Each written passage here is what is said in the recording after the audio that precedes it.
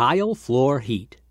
This video is a simple instructional guide to installing your perfectly warm tile floor heat system.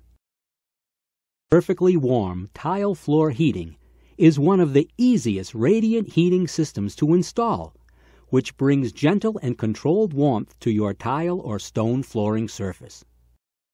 It can be utilized as a primary or secondary heating system. The radiant heat elements are embedded in a durable mat, which includes the anti-fracture waterproof membrane, and helps prevent the tile and stone flooring from cracking due to shifting in the subfloor below. Before installing your perfectly warm tile floor heat system, please read the installation instruction manual carefully. If you are unsure of any of the instructions, you can contact our technical helpline on 800-922-9276, and we will be happy to assist you. The perfectly warm tile heat system is made up of 4 major components: the tile floor heating panels, the wiring, the control device, and the floor structure. You will require the following to complete the installation. 1. The tile floor heating system and its attached factory connection. 2. The product installation and operating manual, including warning labels and checklist card. 3. A floor primer. A thermostat control with floor limit sensor and junction boxes. 5. Tools including a wire stripper, screwdriver, and wood chisel. 6. An ohm meter. All the components work together to create a system that will provide comfortable, trouble-free heating. The selection and installation of each component is very important to the system's overall safe operation. Perfectly warm tile floor heat system can be installed on any standard subfloor, so long as it is flat, smooth, and free from any objects such as nails, screws, and other loose objects. Designing your heating system. When designing the heating system, care must be taken to ensure that proper clearance is maintained from fixtures which may be part of the floor. To select the proper size heating mat, measure the area to be heated and determine the heating mat widths and lengths from wall to wall. Accurate dimensions are required for the proper size selection or for custom mats to be ordered and fabricated. It is important to allow up to 6 inches of clearance around the perimeter of the room and from any baseboard heating or permanent fixtures to allow the mats to fit without touching adjacent vertical surfaces or overlapping. Heating panels must be installed so that they will not be covered, even in part, by decorative trim, baseboards, or other structures on the floor. Note: heating panels which are covered by other structures may overheat. Electrical wiring in the floor, other than that for the heating system, must be at least 2 inches away from the heating panels and or separated from the heating panels by insulation or the building structure. Similarly, for heating sources such as hot water pipes, stoves, fireplaces, wood stoves, etc., at least 8 inches of clearance must be maintained. Note: the tile floor heating mats cannot be cut or notched to fit around any obstructions or penetrations, such as door openings or floor registers. A heat loss calculation must be completed if primary heating is desired to determine the energy required to adequately heat the space.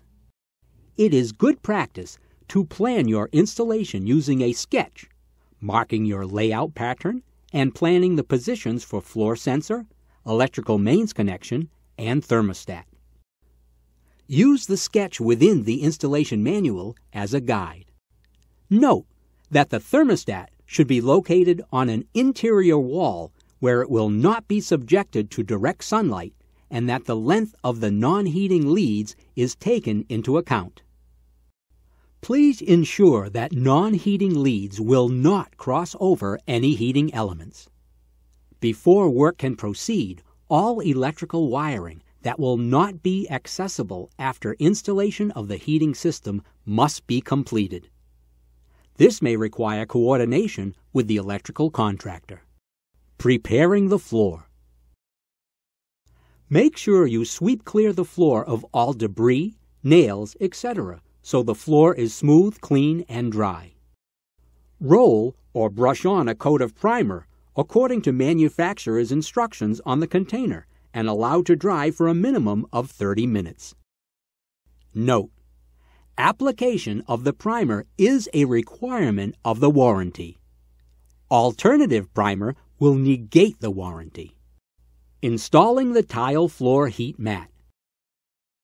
The connection leads from the tile floor heat mats are 10 feet long and can be cut to desired length to connect at the junction box. The heating mat should be laid out so the connection leads are running to the wall of the room where the thermostat junction box is located. 1.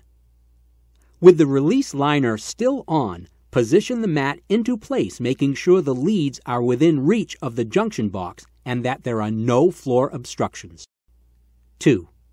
When in proper position, roll the end with the connections back far enough to peel back approximately 12 inches of the release paper to expose a portion of the adhesive surface. 3.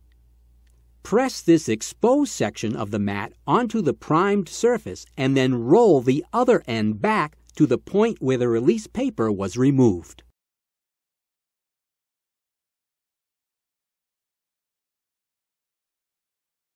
Four.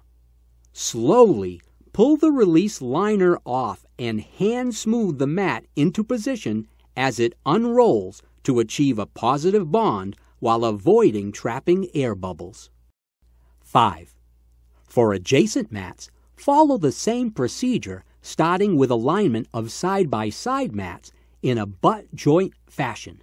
Note: do not overlap mats. 6. Peel off the quick-release liner and set mat in place, leaving clearance to walls or partitions at the connector end for wiring and final connections. Please ensure to take care in the placement of the heating mats, as once adhesive side of the mat comes in contact with primed surface, it will provide a very strong bond. Thermostat sensor installation. As the tile floor heat mats are installed, locate the thermostat sensor probe. The sensor should be set down so it is level with the mat and not on top of the mat. If thin setting over backboard or slab, saw a groove to recess the sensor to the level of the mat. The sensor probe can be held in position within the groove with a small amount of tape. The sensor should extend approximately 6 inches to 12 inches from the wall adjacent to the mat shown and must be level with the mat. Heating mat lead wire connection. Depending on the thickness of the mortar bed, you may also need to chisel a space under the point where the wires connect with the mat in order to recess the connection.